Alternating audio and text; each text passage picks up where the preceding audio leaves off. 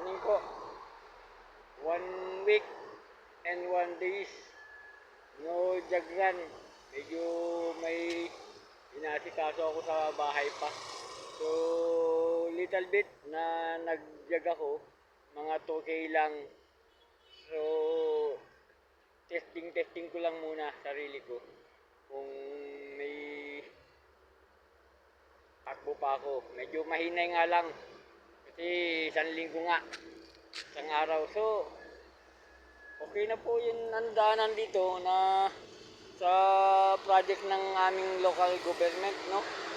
Nag-widening konti po dito sa pathway. Dati kasi po naka-slide tong mga harapan ng mga pwesto, mga tindahan dito sa service road. So ngayon po naglagay po sila ng parang gutter na. Ayan po. Di pa po napipinturahan. Hanggang dun po. Ayan po yung mga hinukay. O, patapos na po. Nandito na po sila sa may papunta yung Inbornal. Papunta na po dito sa may creek. Ayan po yung creek. Ayan po yung papunta sa creek namin dun sa dulo. Doon po yung bandang Talipapa. So, dyan po kami. Dyan po ako nakatira. Sa may mga ilaw na yan. Yan po yung Talipapa. So, iikot lang ako konti. Naka mag 2K na po ako. So, ito, nagsusubok lang muli. And busy pa ako sa ginagawa ko. Medyo hard work pa yung ginagawa ko sa bahay. Pero baka malapit na mabuhusan itong linggong to. Kung makabili na ng pangbuhos namin. Yung anak ko. Ito po yung mahaba-haba rin po itong pathway na ginawa dito ng aming local. So may Inbornal po itinanim dito ngayon. Dati slide po ito mga, ito wala po masyado yan mga gutter na yan. Naka-slide. So parang lumuwang po tuloy itong bike line dito sa tabi. So kung dadaan ka minsan kasi dito po sa harapan ng mga tindahan, medyo may slide ka. Pag na-slide ka po, medyo automatic mapupunta ka po sa bike line. So maganda po yung ginawa ng aming local government.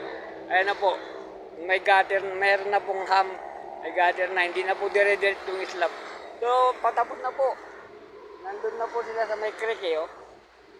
Ito po yung hinukay nila, maganda po, malinis po. Wala na po yung sobrang slide nung mga harapan. Dati naka-slide po, may slide ka. So, ito pong bike line, lumapad pa. Ayan, ito po yung bike line, yan. Saka ito. So, lumapad pa ng, laki pa po ng linapad, halos half meter pa. Yan, dati slide kasi po to, wala po ito. Puro pa slide na ganun. So, ngayon, nagkaroon pa ng pathway dito sa harap ng mga tindahan nito. Dati wala po itong pathway na to. Slide talaga po. May slide ka talaga. So, nga, ang ganda po. Mahaba po to. Mga nasa 200 meter po yata ito. Mula doon sa creek. Doon sa may ilaw na green na yun, mga yun. Tapos, pag ganun po doon. So, ang ganda po. Naisip ko na po ito matagal na, pero awa ng Diyos na pag-isipan din ng aming local government o ng engineering section ng aming local. Ito po, mayroon pa pong konting din na sisimentuhan dito kung may tubig pa. Pero may Inbornal na po yan sa ilalim. Bilog, malaki po Inbornal, tinanim nila dyan sa ilalim nito. So, ang laki po ng ilinuwang ng bike line. Ito po yung line ng bike line. Ito po. So, laki pa po ng linuwang. Yan, halos nag 1.5 meter na. Yan, hanggang doon po. Sa may, yun. Sa may tricycle na yun. Yan, hanggang doon po. So, dati ganyan po. Dito, parang mas masahol pa po dito. Sobrang slide na ganyan. Hanggang doon. Hanggang dito po, mahaba po yung slide nito. Pero tingnan niyo po, nagkaroon na ng ganito ito. Ito po, wala yan dati. Wala po dati itong ganito, wala po ito dati. So wala yan, tinatapakan po yan. So, pag parang ganyan po yan, na lubak-lubak na slide dito. So So nagtutubig po madalas nung dito. So pag nandiyan ka po sa ngayon nagkaroon ng pathway, pagka dito ka po, mapupunta ka po sa bike line kasi may slide ka eh. Sobrang slide po. Yan po, oh, medyo lapad na. Ganda po. So hanggang doon po sa kanto, at mag 2 kilometer na ako, linakad ko lang muna para sa video nitong project po ng aming local government at ng engineering section ng aming local. Yan po.